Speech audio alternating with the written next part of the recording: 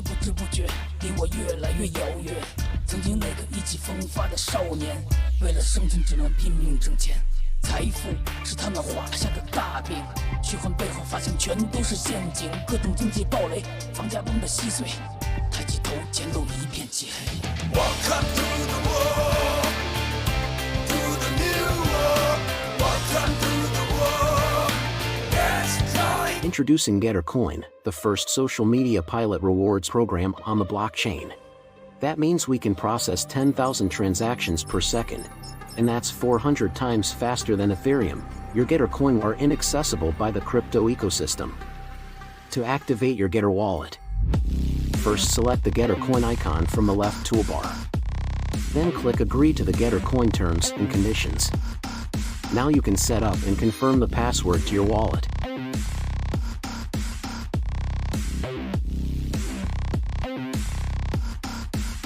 Congrats!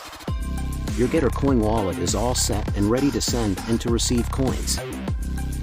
To send coins, click the send icon, then select the user. Now enter the amount and hit the pay button. Then, you will receive these coins instantly.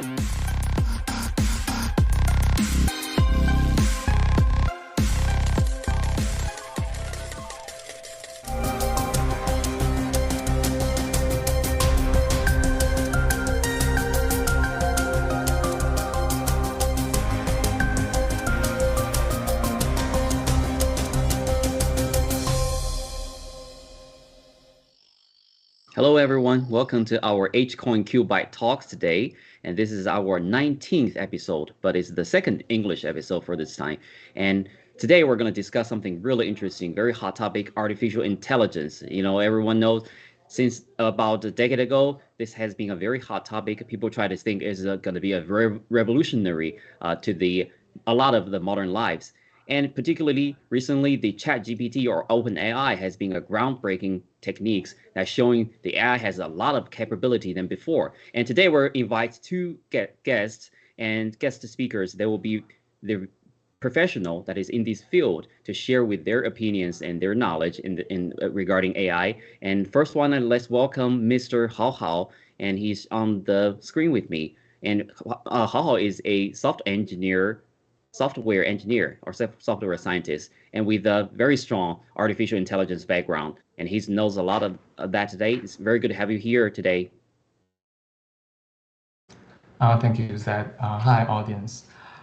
It's my pleasure to be on the show. And although I'm not a field expert of AI, I am a software engineer, work very closely with AI experts for the past few years. So today I'm going to share a brief history of AI and a critical event happening in AI, along with my perspective. Thank you. Back to that. Excellent. Thank you. Welcome here. Also, we have another guest, Mr. MG, and he has been the guest since many episodes, and he has a very strong background in mathematics, and he's very good at that. Welcome, MG. Thank you very much, audience. Great pleasure to join the show today, and excited to actually show more my views on the AI industry. And actually, I'm a data scientist, working in the tech industry, and also I have worked in the hedge fund as well. So great to be here today. Thank you. Great, thank you, Mr. MG. And I'm very much looking forward to today's show. So hopefully we're going to have a very excellent discussions and a lot of brainstormings today to talk about the new era of artificial intelligence or AI. So I know Mr. Hao Hao prepared some very good presentation slides. And can you briefly go through the history of AI with us? Thank you. Sure, thanks. Yeah, so as this is the first episode for AI in this particular series, so I'm going to briefly elaborate the history of AI. So we can go to the first page of our PPT. Thank you. So the title of this PPT is called Brief History of AI, since AI itself has a fairly short history. So it started 1915. So where we have probably the first computer, And back then, scientists and software engineers started to believe that one day our computer can think like a human being. They can do decisions just like humans, and they call this AI. And we can all imagine back to 50 years ago, we didn't have internet, we didn't have much powerful CPU, we didn't have much data to elaborate. So much of the AI are stay in the conceptual, and we are just proving it mathematically, and we are trying to prove the concept.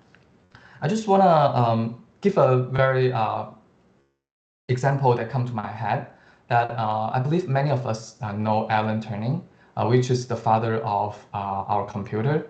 And back then, even though we didn't even have our first so-called computer, Alan Turing has already imagined that one day this machine can revive his boyfriend. So from 1950 to 1980, it was the era that many scientists and computer engineers that put efforts into concept and theories, and which bring us to the second phase of AI, which is machine learning. So when time gets to 1980, as many of us have already born, the data has grown exponentially. So AI has the chance to learn the data. Although we didn't know the best way to learn it, but we have many, we come up with many ways that we could imagine. I believe there are very famous algorithm back then, including supervised learning and unsupervised learning, which is largely used in this phase. But in this phase, there are still some difficulty for the expert to overcome, which is during 1980s and even to 2010, AI didn't really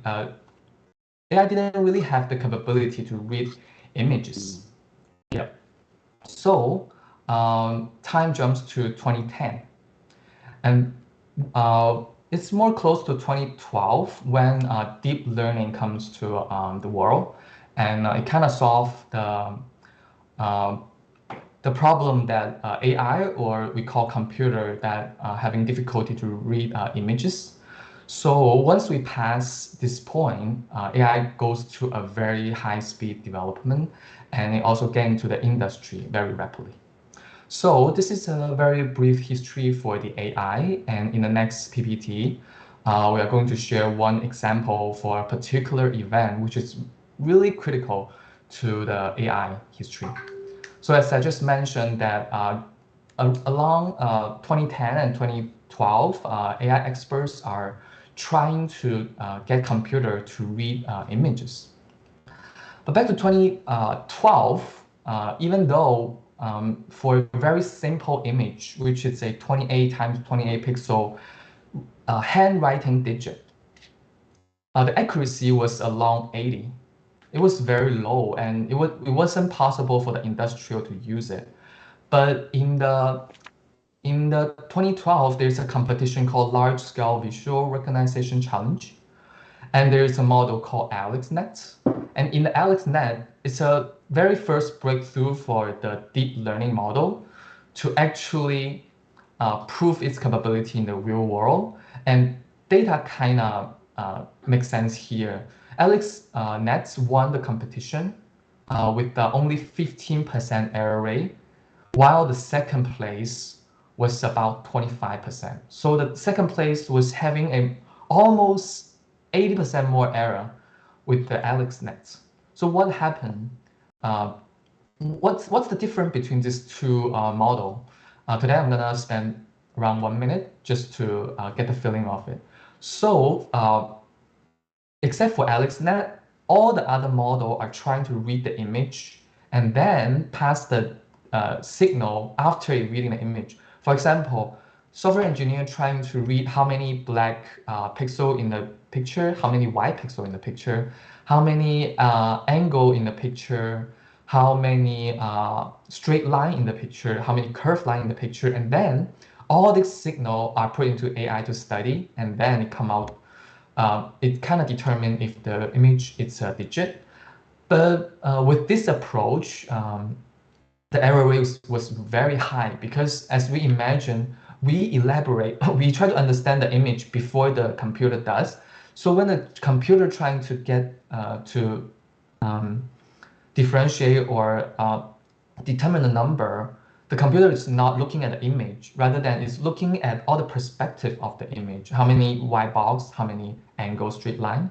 But AlexNet's revolutionary changed this. So AlexNet, it's actually like the PPT shows, it's looking at the image square by square. So it's not looking at the whole picture, but it's looking at a small, like 20. So the handwriting is 28 times 28. So the model could be a smaller square. So the AI model is actually looking at the image square by square, and then each square become a signal, and then through multiple layers, after that, it come out with the answer. So this two approach has a fundamental difference behind them. And AlexNet, using the new approach, achieved such a great, low error rate, which is kind of shock to the industry. And after that, CNN and all the deep neural network is kind of occupying AI. So as I understand, once AI get into the deep learning phase, all the AI applications are growing really fast, and also the industrial are happily accepting this because of the it's make much less error. Yep. So as a software engineer that not in the field, that's my perspective to share some of the history and this particular event with the audience. So thank you, and back to Zed. This is very interesting, although I don't have much background in this, but this reminds me like a very common technology we're all using right now, our phone, is we have face recognition. I wonder if this is the biggest application of this technology. Can you also, both guests, would you please share some other practical, like briefly, practical applications of artificial intelligence and share with our audiences, please?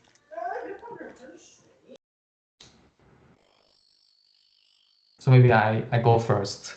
So like Zed just mentioned that definitely face recognition is a application that using this technology. But back then, only 10 years ago, we were only able to recognize an image with 28 pixel times 28 pixel. And a great example is, I believe, less than 1 year after that, Silicon Valley, there are a few engineers who are trying to recognize if a hot dog is a hot dog. So that was also a very critical event for the whole AI, because try to imagine back 10 years ago, we can imagine such a little image, and then within 1 year, we can recognize hot dog.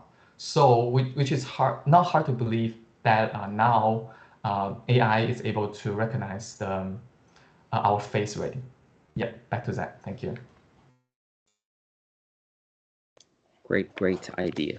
It sounds like they're learning, like a little baby, step by step. They're building their knowledges step by step too. Okay, and MG, do you have any comments on AI adding any applications?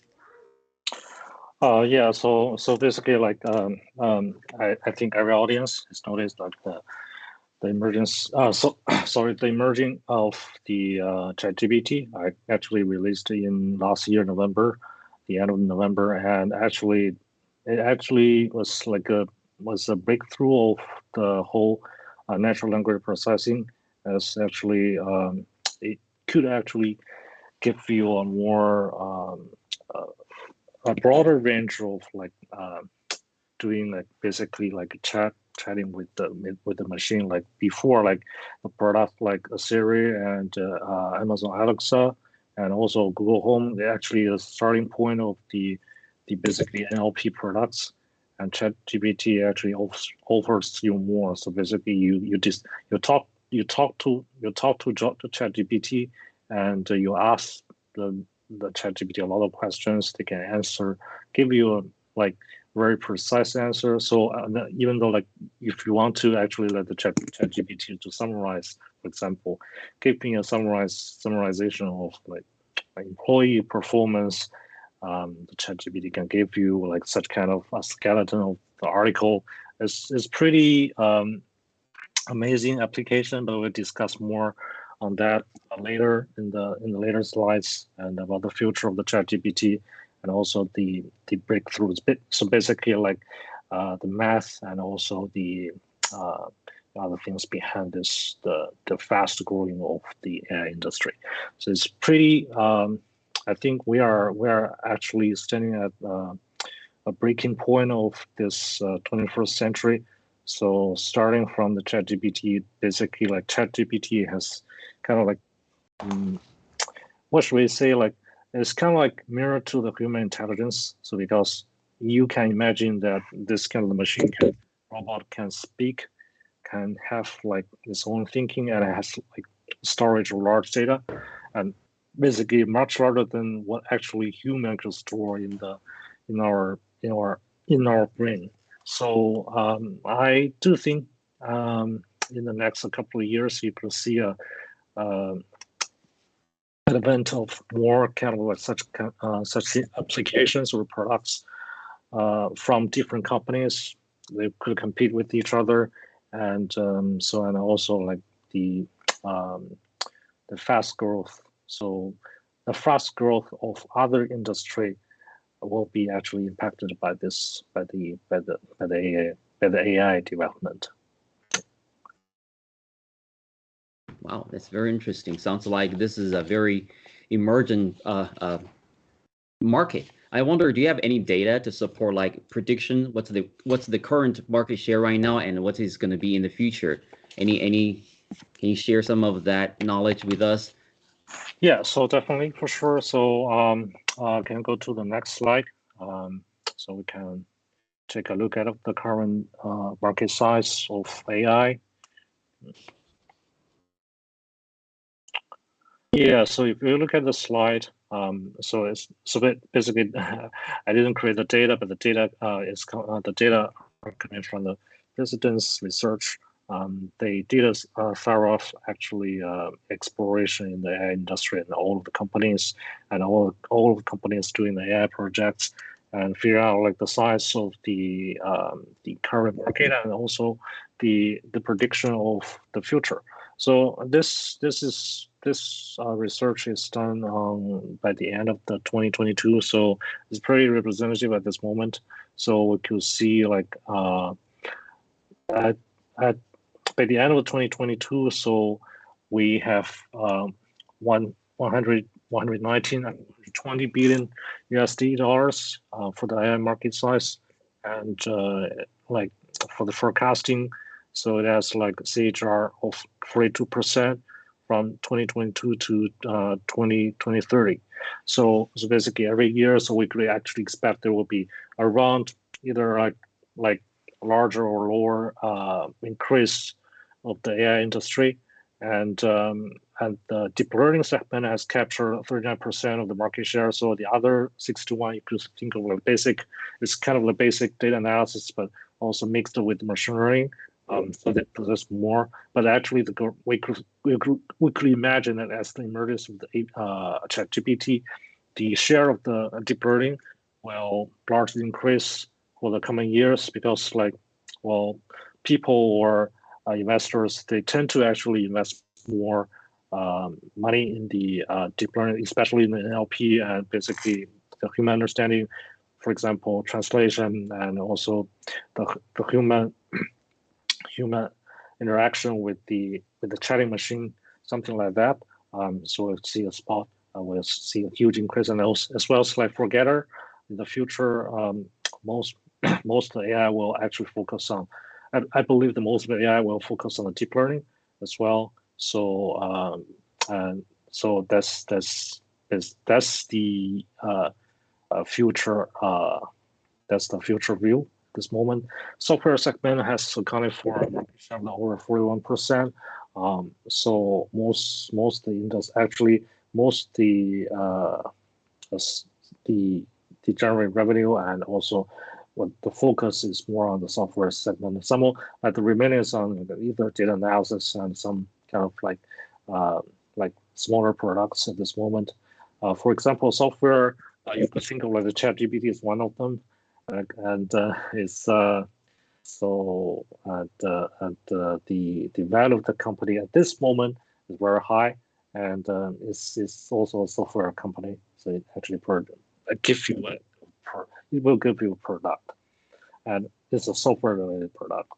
And for the market, so for the industry, ads and media segment has accounted for 22%. You see, like if someone can actually, so forget it, if someone can like getting rewards from like doing the live stream, and also like there will be some companies willing to do some advertisement when you are doing the live stream, then you will actually have more revenue here.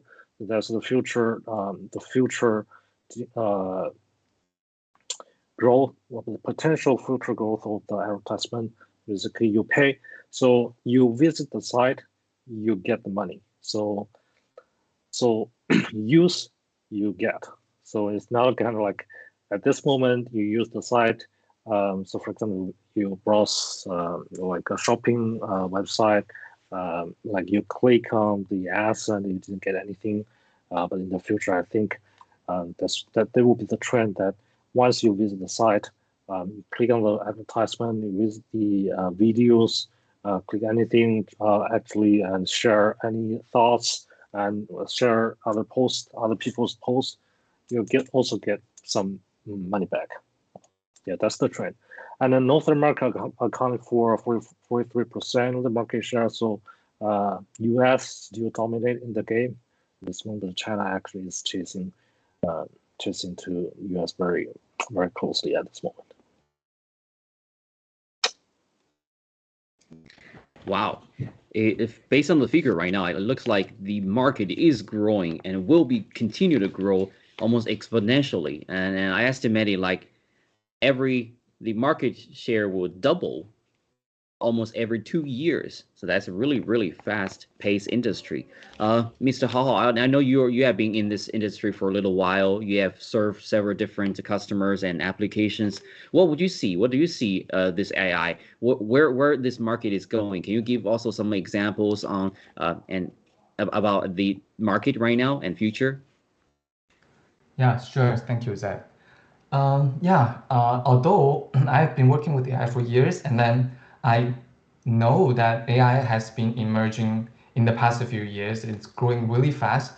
But when I see this picture, I'm still really shocked. This is not a picture that each bar is 10 years. It's every year's growth. And like Zach just said, every 2 years, AI almost doubles its market size. And I believe this also fits what I just mentioned in history. So AI itself has a very short history. And then the real AI, as I understand, really happened in the past 20 or 30 years. And the deep learning happened in the past 10 years. And as it shows in the slide, deep learning has already captured 39% of the market share. And I believe it will be capturing more and more. And I think this feeling, today I want to give the audience a feeling that AI, although it has a very short history, but it's actually growing really fast and shocking everyone. And I also want to point out that just like Zach just said, AI is just like a baby. And it was reading text at the very beginning during ML phase. And it continued to learn. And in 2012, it started to be able to read the images, and get to 2022, 2023, it's already getting to ChatGPT, which it's speaking. Yep. So that's some of my share, and back to Zach. Thank you, and thank you, MG. Wow, that sounds great. MG, do you have anything to add on this topic? Yeah, No? so Okay. exactly. So yeah, we can continue. So you see explosion of this AI industry over time, and so even though like you could see like this trend will going on, probably will persist over time. There are also like some challenges to all of the AI projects at this moment. So as you could see, like most of the AI products, so basically successful AI products, at least the one you use, are actually produced by a very large company. So for example, Google.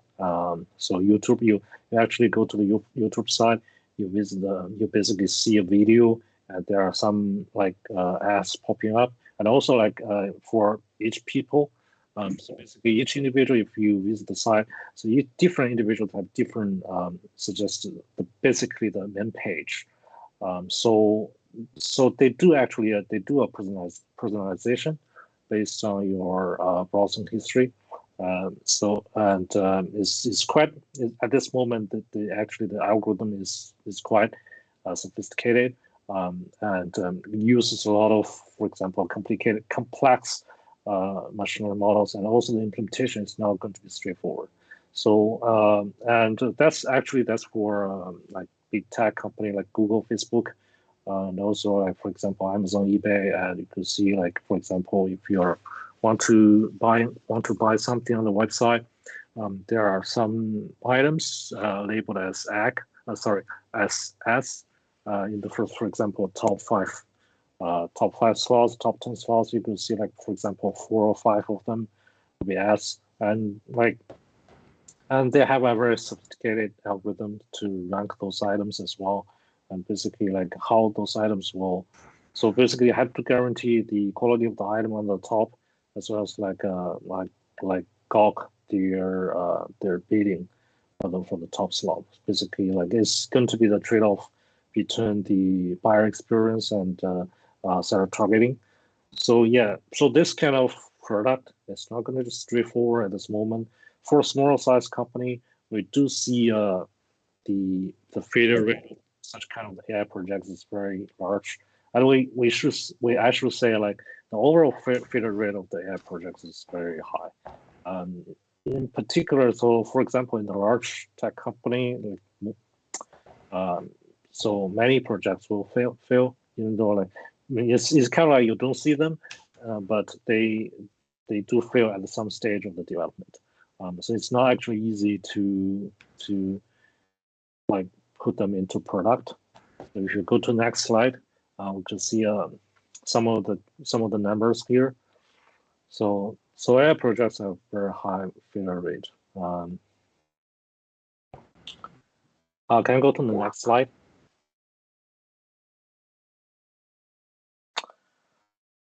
Cool. So here, it's not straightforward to start an AI project because depending on your target.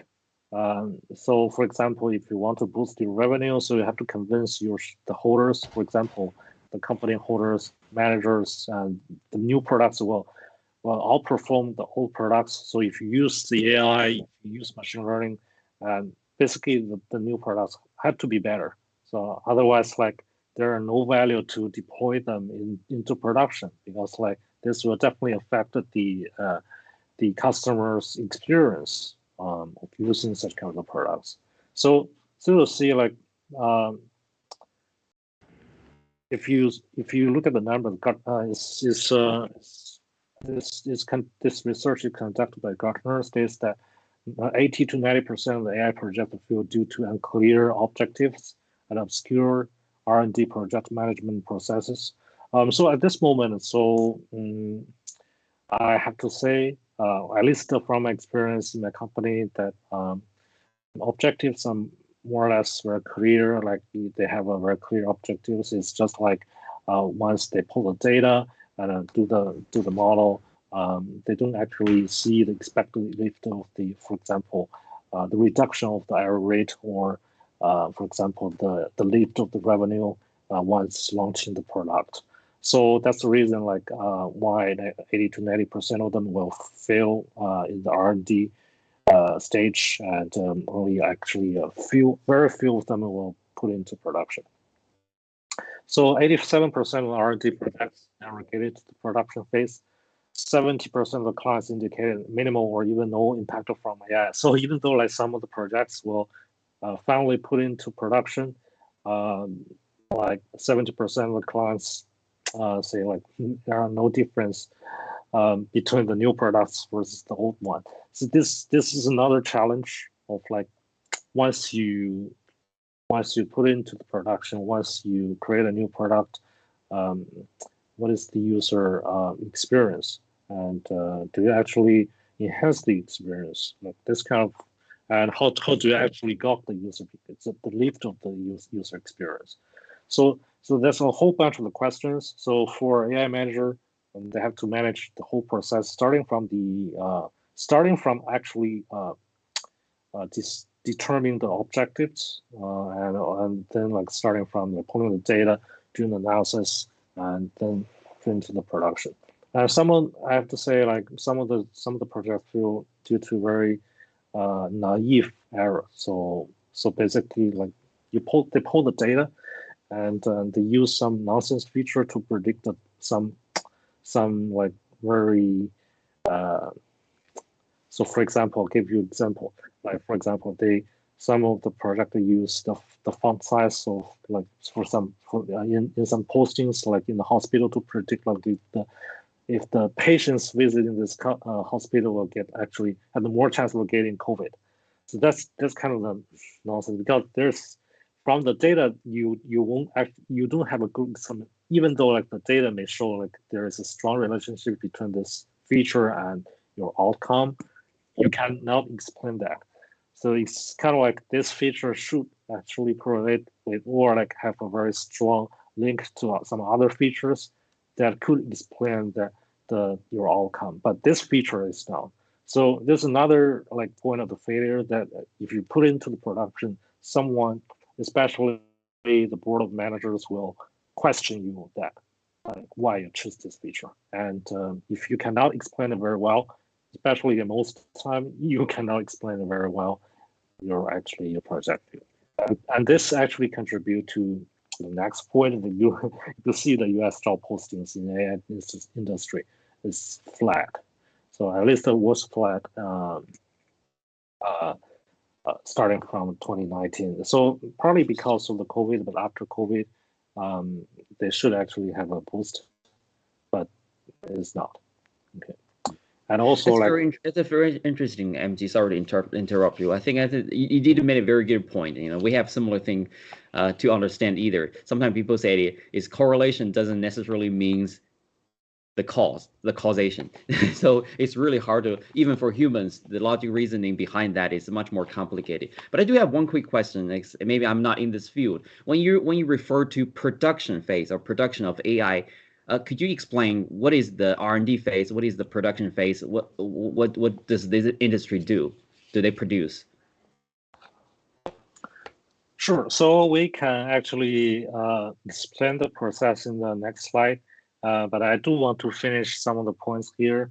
So because you see, as we are new federal state, we are members of new federal state of China. Another very critical issue here, as Miles Guo pointed out in the earlier live streaming, is so like ChatGPT is becoming teacher GPT. So you ask the ChatGPT some very sensitive questions.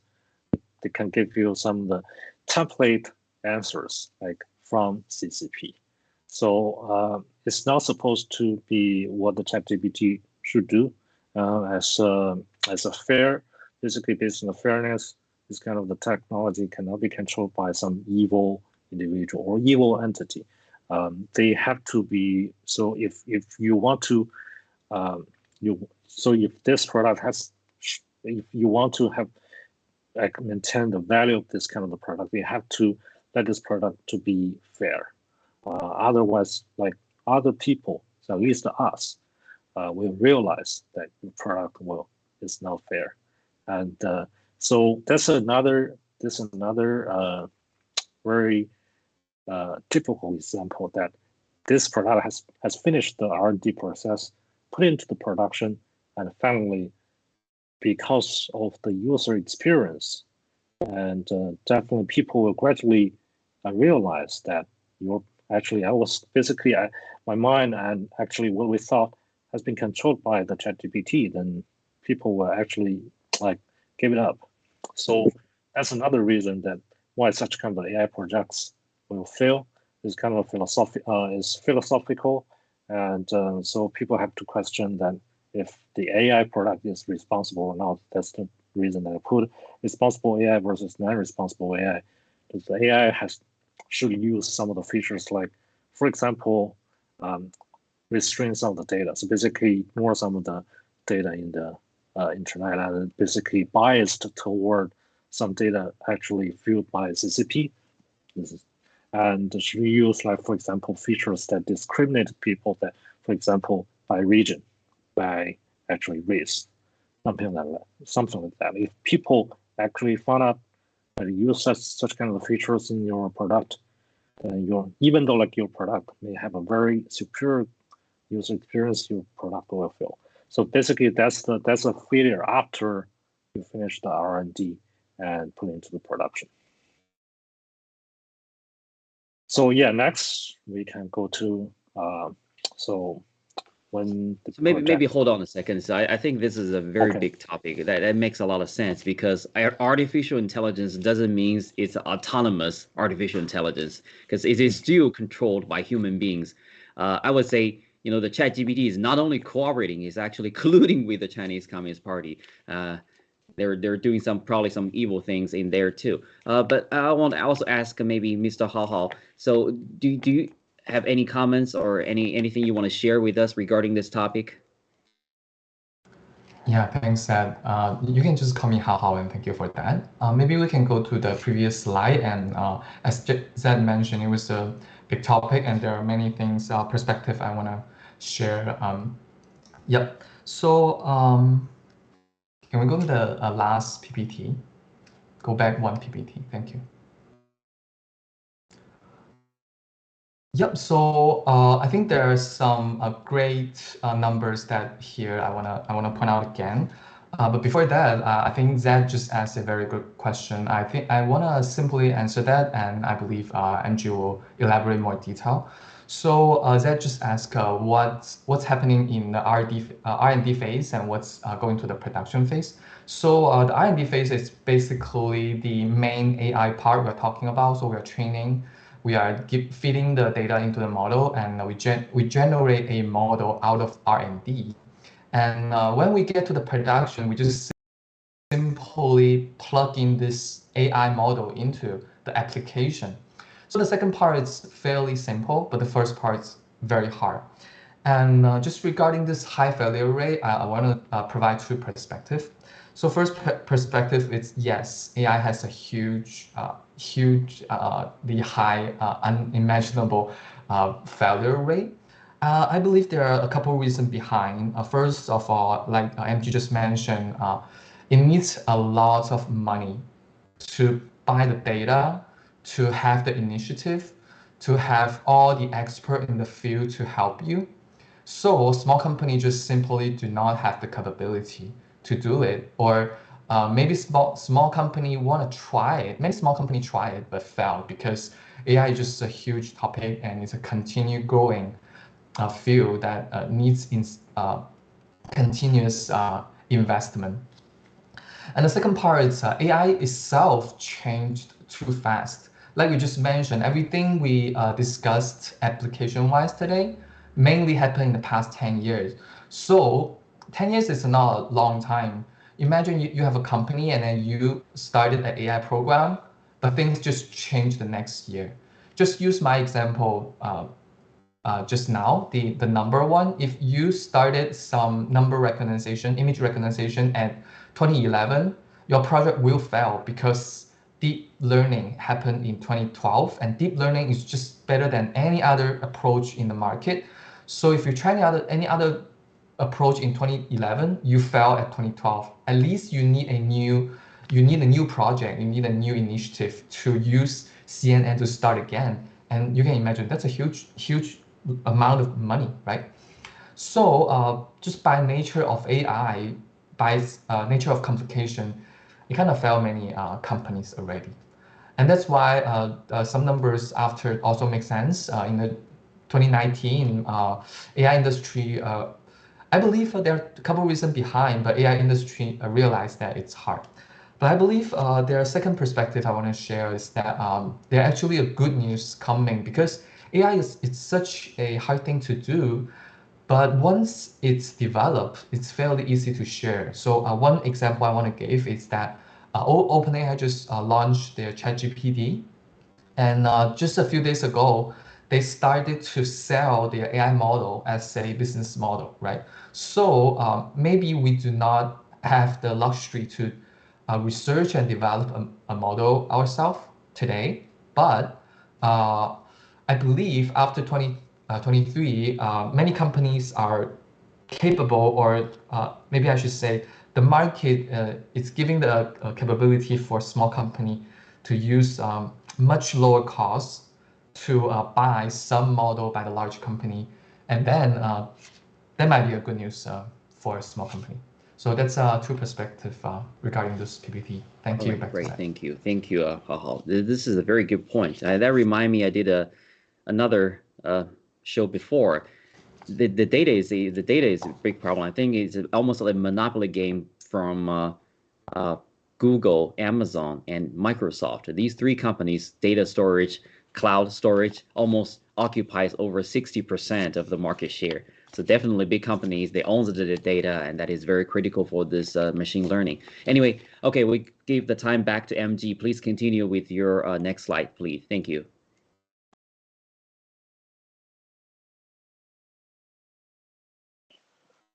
Yeah, thank you.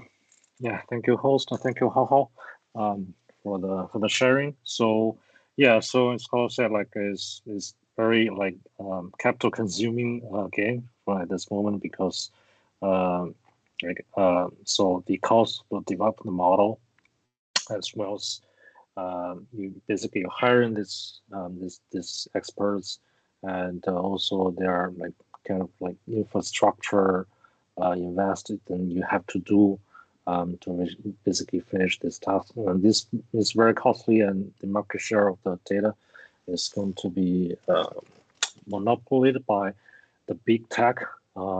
They actually can account for more than 60% of the data in this industry.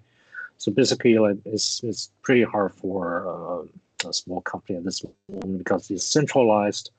So all of these AI products, say, and the data, they are centralized. Even though they use parallel computing, they're very similar, or like to the blockchain. It's still centralized. So if you see this slide, you see the AI actually, all of the AI projects actually start from the objective, and then like for the development cycle, it starts from the data. So you collect the data, and you basically like you want to find some of the relationships. Basically, we call it mathematical functions that actually could explain the targets, and based on the data. And then once you find out the functions, you deploy the functions into automated fashion, or into like basic automated system using like all of the engineering stuff. So yeah, as the data plays around like a very big part of the game. So if you ask the AI researchers and some like data scientists, they could say like most of the time, 70% of the time, 80% of the time, they will spend time to understanding the data, extracting some of the useful features. So that's actually much more critical for them to working on the model. So for the models, I think at this moment, the big tech company, they separate into a different area code. Well, basically, it's done by machine learning engineering. So they actually do all of the model stuff. They do the implementation. They actually tuning the parameters, something like that. But at the early stage, if you don't have the good data, so it's most likely even though like you use a very good model, then you may not reach your target. In the final stage, especially like if your data has some like noise, like there are more noise features versus critical features, then you definitely like have a large chance of failing in the project. And so even though like sometimes you have so that's the early stage of research. And then so once you have done all the research, all of the data clean, you create all of the features, and then you'll step into building the functions. And once you build out the functions, there's another big challenge for you is to explain the feature importance, and also like explain the relationship between the data and your target using your functions.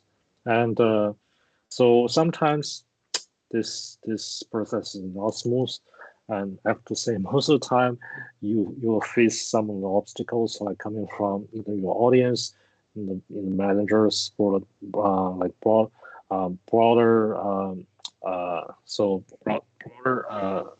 area, people from different areas. So you may find out that this explanation may not be that 100% perfect, or like it's not satisfactory, and this at this stage after development you find like it's not good. It's not a good time to put it into the production because the relationship, even though probably like you reach the good error rate, but the relationship is not clear, and then your project is not failed. And the next is sizing the revenue impact. It's more of an art, basically how much more revenue we're going to bring once you deploy all of the things, because deployment is sometimes time consuming, and it's also very challenging for engineering. So Hao said like this for his job, for his experience, his implementation is much more straightforward. But for a few cases, it's not. For example, like giving example, for example, the HPay.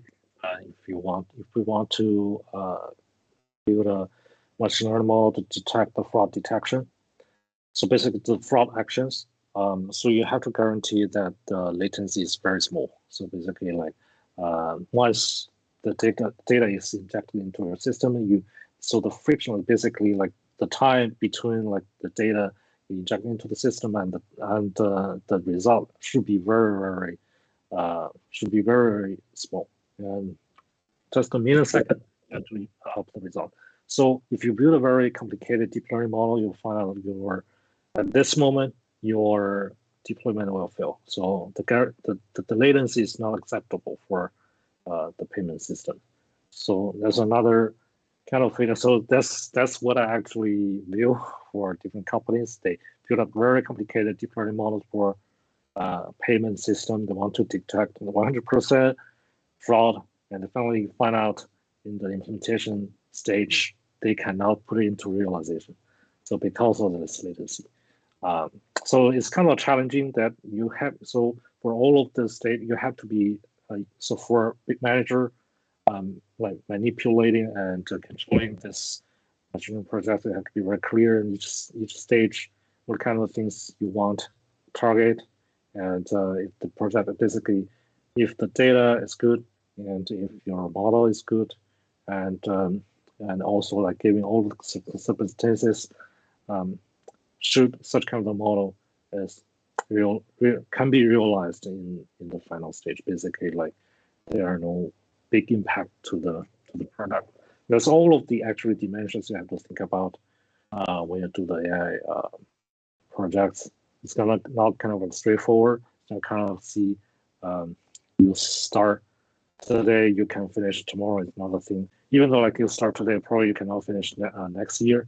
It's because like the process of injecting the data during this kind of analysis is going to be very time consuming, and they actually require a lot of experts on this. So if you hire, so for example, if you're a new company, you want to hire someone in the data industry, you go to the university, they probably won't help you, because in the university, all of the university actually educate the students on how to build a model. They don't educate the students how to understand the data. But in the industry, it's going to you have to put more weight on like data understanding versus the model building. So that's really a contrast between like academia and industry. I have to say like there's a huge gap.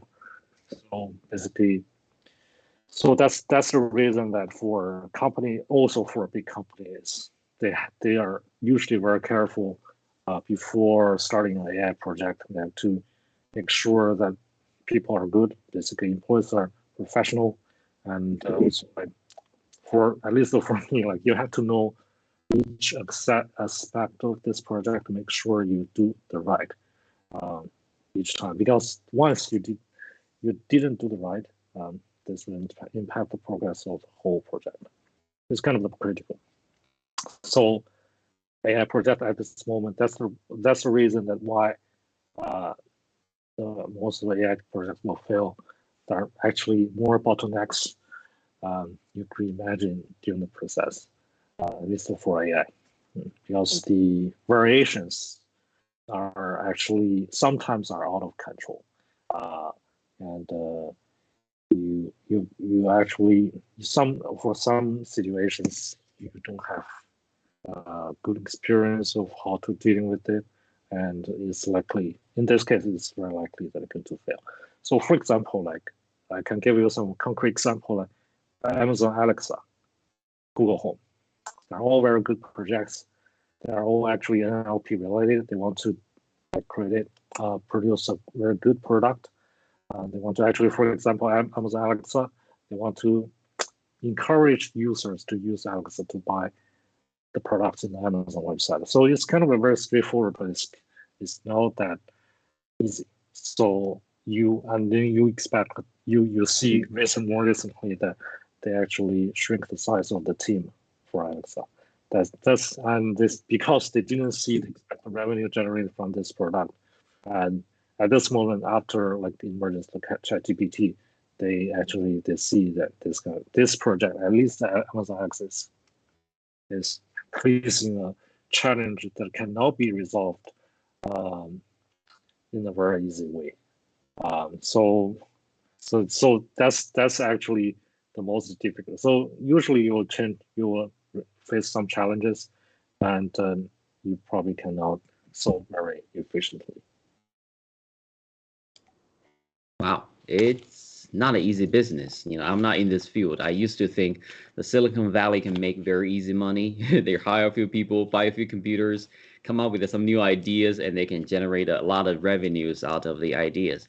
It sounds like every industry suffers the same thing, is how to deliver a project. You need to have a good initiative, strong team, working together, sometimes a little bit luck to implement that idea into a final product. But it's very good work. I learn a lot, truly appreciate that. I do have a couple questions from ordinary audience's point of view, but I know MG, you have a very interesting slide regarding the math. I do like math, but I'm not very good at it. Well, do you want to spend a little bit of time explain that slide, and I can come back to some questions regarding AI later?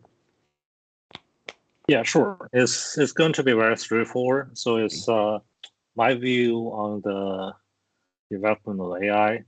So yeah, can go to the next slide, and you can revisit the slide later. So if you want. So.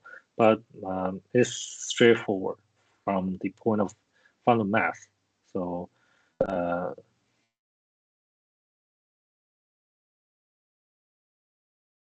can I go to the next slide? Okay.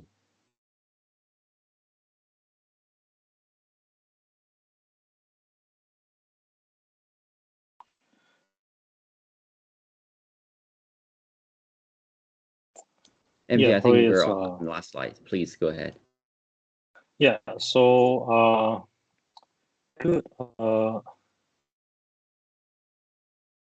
think so I don't know like if you can put the last part of the slide a little. So basically there are three parts. I can explain that. So yeah, so if you that's it. So I mean, like from my point of view, there are three stages like for AI.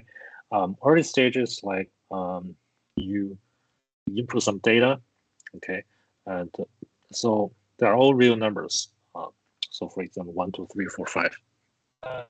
like float points are included as well, like 2.4, 2.5, 10.4, 10.9, something like that. They're all represented by some features, and you build functions on these real numbers, right? And you try to actually, and you have some target, you have some objectives you want. So these functions are built on these real numbers, and basically, like you want to find them. Either like you have some parameters in this function, you want to capture that by doing some, for example, complicated math, and whatever you do, then you want to actually determine the formula, or like the exact representation of this function to achieve your goal. So that's actually the early stage of machine learning. So exactly from the 1950s, all of the people doing this, they do all of the things in the real number system.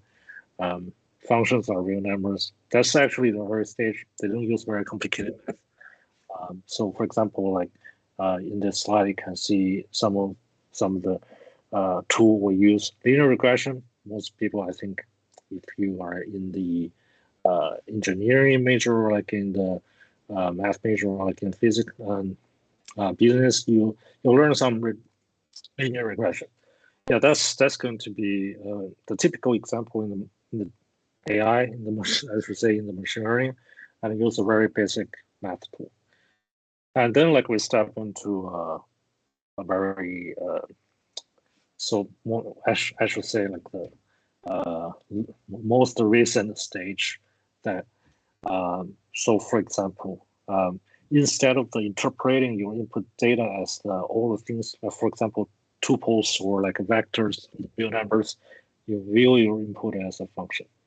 So that's actually a huge boost of the AI industry, because it actually changed our view, basically change everything you do actually in the math. Basically, for everything you build a model, you have to do some math. But if you view this as numbers, you build a function in some way, but if you view the input data as a function, so you have to develop some new things. You have to rely on some new mathematical theory. So yeah, that's actually great boost. And I have to say, like, is a huge growth of. It's basically is a mark of the new growth of this industry. So Haho has like introduced this era, like it's called convolutional neural network. Basically, in the image, instead of basically you pulling out all of the numbers and treating them as an input data. Basically, instead of understanding these numbers as input data, you actually view this image as a function, and you find a functional. So that's a new term. You can learn the math. It's called functional. It's no longer math. A function. It's called a functional.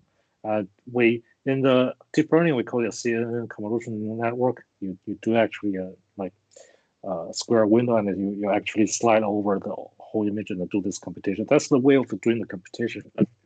The way you view this input data has changed from the starting point of convolutional neural network. It's actually developed by Yanli Kun in NYU, Courant. From actually, I remember it was 1998.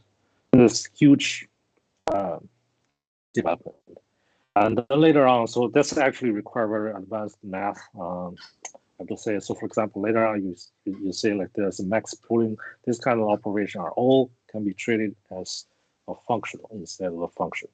So it's no longer a function. So in math, it's functional. That's a little bit abstract from the early stage.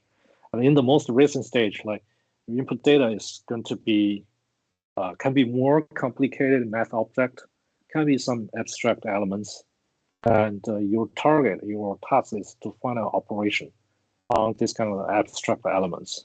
And so this as abstract elements, if you view them, if you collect all of them, you look at the structure of this.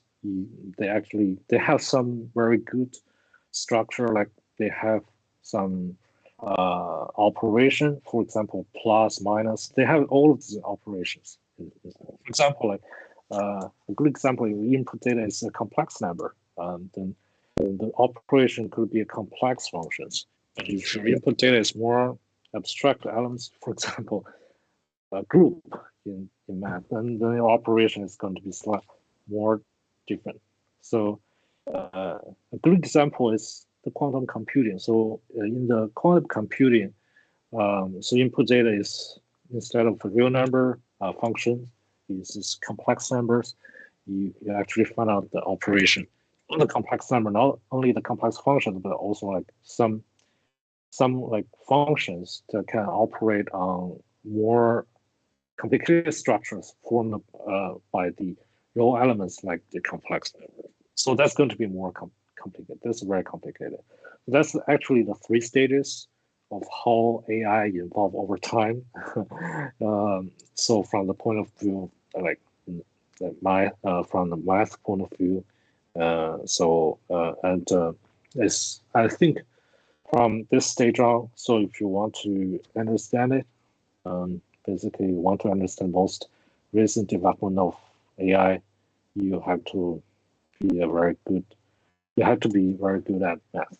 So especially like advanced math. I think at this moment, more people actually only in regressions, but for the advanced one, like functional, is going to be difficult, and for more advanced quantum computing is much more difficult. But that's actually that's the way how AI evolve over time. So I think in the next 4 to 5 years, and more people will focus on the third part of AI. So basically, the input data is never going to be real numbers or actually very simple functions. It's going to be more abstract. That's going to be all the challenges we face. So how we're going to use AI in the future, how we're going to understand it. So it's all of the challenges, but actually I'm optimistic on all the development in the future. Back to the host. Excellent point. I'm a little bit lost. It kind of remind me my first time I went to a academic seminar, which I don't know completely what the professor was talking about. You remind me of that. But I somehow understand this is the foundation of artificial intelligence or future AI is based on the development of mathematics technologies. So that's my interpretation. And also, I hope some of the audiences will be who can understand what MG has been talking about. But I also have a few questions for non-mathematics related major people, like normal people, and also some other like business members. I have 2 questions. Maybe both of you hopefully can elaborate a little bit more on that. So first one is for traditional businesses like biomedical field, pharmaceuticals, chemical industry, manufacturing industry, maybe even traditional media. What can they do as a business leader? What can they do? What do they need to think about in the near future or long term? What should they do with this AI technology? Should they start investing in it, or should they collaborating with someone? So that's question number 1. Number 2 is for ordinary customers like you and me. As a customers, what shall we do? Shall we invest the companies in this, or shall we like spending more time learning about AI technology, or shall we send our kids to go to school and learn AI? So these 2 questions, hopefully you 2 can help me to understand it. And maybe this time we start from Hao Hao first. Sure, thank you. I think I will share 2 very brief points.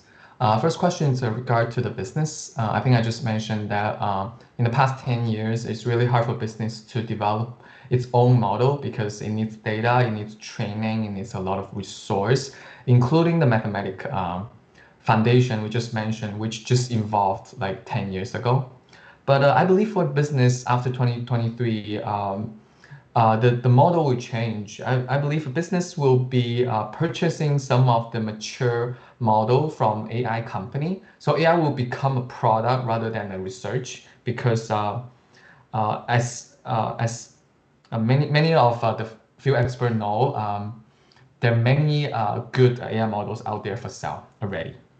Yeah. So for the second point, for general population, how do we treat AI? I believe that.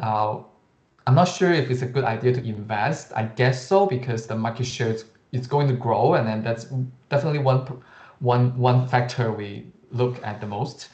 But I think a very good point is just that everybody should have some basic understanding of AI. So what what it's capable of doing and how it's helping our daily life. I think for ordinary people, that's a good point to know. Cool. Back to Zach. Thank you. All right, great. Thank you for this brief answer. Very nice. So back to MG. What do you think? Yeah, so good question. So for traditional industry, I think so as Hao Hao said, I don't think like model is going to be a bottleneck for the traditional industry in the near future. Big tech companies and even like small tech companies, they can do a model infrastructure and product, basically produce a good product on the model. So it's like, I think actually we could see like good competence in this area. So I think the price of this kind of product will go down over time, and you don't have to worry about like you didn't find like the good product, the model across the industry. But for the traditional industry, I think one of the bottlenecks is the data. So you have to hire good data scientists who can actually understand the data very well. So they like, even though like so they can start building the model very quickly and they spend on like, for example, 2 or 3 months building the older the model. So they may spend actually over 1 year to fully understand the data in your industry and more. Additionally, I have to say, moreover, like most important part is how you run the business, and so you know like the link between different features, and you know like which features tend to be more critical than others, and then in the model building, so you could actually, for example, put higher weights on the more critical features manually versus automatically. So I think this kind of the data understanding process cannot be ignored in the future. So still like they have some bottleneck. So regarding like we need to send our kids to learn AI. So I think every individual will learn some AI in the future. So especially like they start from Python, right? They start from coding. They start from basic math like plus, minus, addition, and multiply, divide, division, and all the kind of basic operations, and then up to the advanced math. I don't think like there'll be much like more people understanding the advanced math, but at the level, so you have to understand. Actually, for older people to understand this, input data are not that supposed to be. So basically, even though like the format is still numbers, so the treatment we apply is no longer actually apply. It's on the numbers instead. It's actually we view this input as more advanced objects. That's actually the target. But for math, I have to say it's very challenging, especially like when you step into complex analysis and or function analysis. I think most people will fail the class. That's for sure. It's not a very easy class, I have to say. You have to spend a lot of time to understand that. I don't know if it's going to be easier tomorrow, but at this moment, I'm not that optimistic. But learning the basic things will be actually critical. It's a matter of fact. I think in the future is depending on how you are not good AI developer. You can be a good AI user. You know like how to use the AI in a very efficient way. That's also very important. I think that's the goal for most of the people. And if your kids turn out to be actually very interested in this area, and have the capability like the learning incentive or like and is smart enough, you can actually like encourage them to step into the area. I think it's going to be the future. At least like for Gather. So or like for customer for Gather at this moment. So for Gather, it's going to be a mix of blockchain and yeah. So there will be explosion of these two areas parallel in the future. Especially how you're going to store the data, how you can understand the data. Data cannot be added or like cannot be cheated. data stay there forever, so data cannot be altered. So that's all kind of the technology, I think, in the future, and also like how the AI, or for example, ChatGPT, how the ChatGPT can understand data. For example, like for us, we have the opportunity, because we are unvaccinated, we have the opportunity to donate our, so not donate, is to auction our sperm or ovum in the Gather platform. And once you have done it, you maybe question, you someday you came to have a dinner or into the restaurant, you ask like, yeah, how this sperm or ovum have been used, like who are the kids, and do they live a better, so do they have a better living, or do they actually have a better condition, and do they study well?